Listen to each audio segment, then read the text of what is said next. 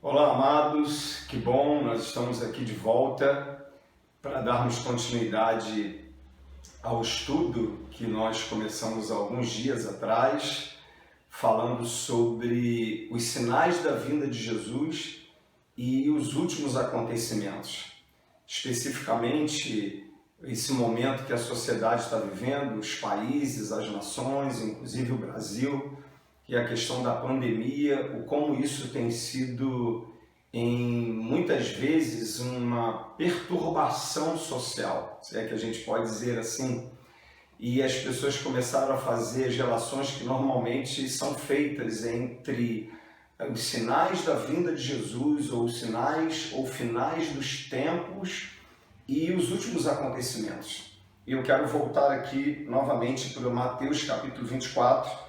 Hoje vamos tentar nos deter em dois aspectos aqui do que Jesus disse, recapitulando um pouquinho sobre a questão da perseguição, da tribulação, das ameaças de morte, do ódio das nações por causa da nossa fé no nome de Jesus e também falar um pouquinho sobre esse engano generalizado que Jesus disse que iria acontecer, engano esse que teria como comandante os falsos profetas.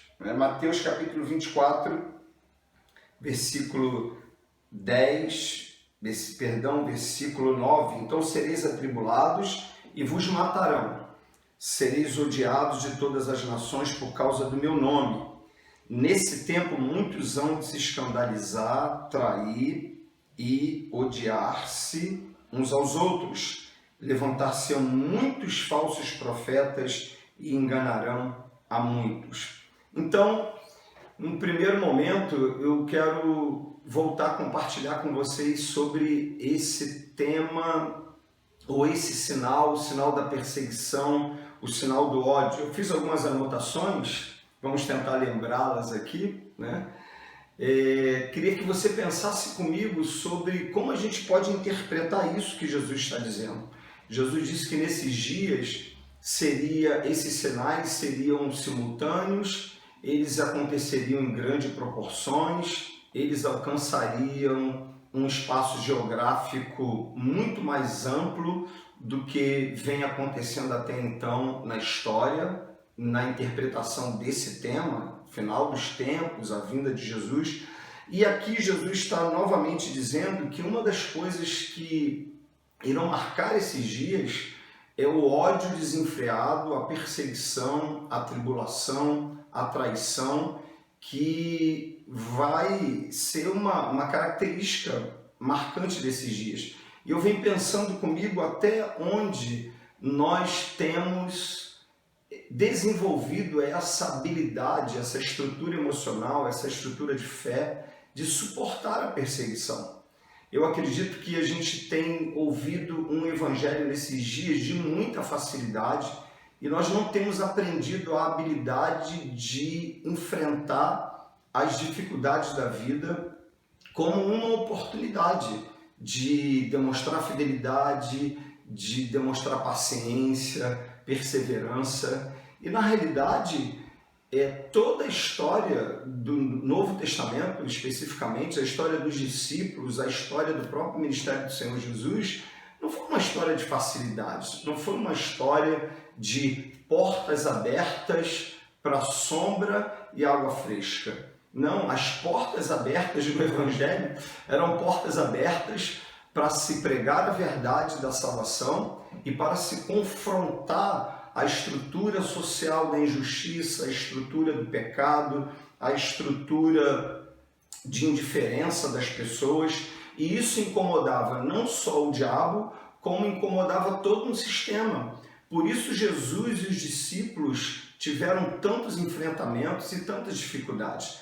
Então, o meu objetivo hoje é encorajar você a pensar nisso, é desafiar você a pensar nisso. Será que nós não estamos acreditando num evangelho de muita facilidade, de muita liberdade, no sentido negativo da palavra, se é que a gente pode usar esse termo, porque nós vamos enfrentar vamos observar, eu penso muito no ministério do apóstolo Paulo, o tempo todo Paulo enfrentando oposição, enfrentando resistências e mesmo assim achando caminhos, achando oportunidades para aprender, para ensinar, que seria assim mesmo, debaixo de muitas perseguições, nos importará entrar no reino de Deus. É uma palavra muito clara. O próprio Paulo disse para a igreja de Roma que ele tinha certeza, tendo por certo isto mesmo, que as aflições desse tempo presente não são para comparar com a glória que em nós é de ser revelada. Então, primeiro ponto dessa nossa palavra hoje, eu quero ajudar você a pensar nisso.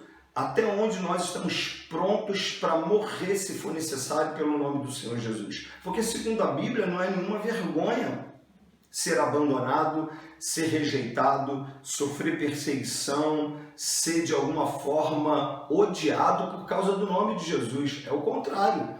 A Bíblia diz que os primeiros discípulos lá, Pedro e João, debaixo de aquele tempo de perseguição, e foram presos e foram maltratados, quando eles se reúnem com os irmãos após esse momento, eles se alegram, louvam e agradecem a Deus pelo privilégio de sofrerem perseguição por causa do nome do Senhor Jesus. Então nós precisamos pensar nisso. Nesse tempo em que as pessoas estão ainda preocupadas com a pandemia ou preocupadas com alguma possibilidade de sofrer alguma privação, algum aperto, alguma dificuldade financeira ou material, pensar nisso. Precisamos desenvolver uma habilidade e uma capacidade de enfrentar o sofrimento e de saber interpretar sofrimentos e dificuldades como oportunidades de expressar a nossa fidelidade ao Senhor, de amar ao Senhor e ainda assim encorajar outras pessoas e mostrar a elas o caminho que é Jesus. Então, esse ponto aqui é muito importante,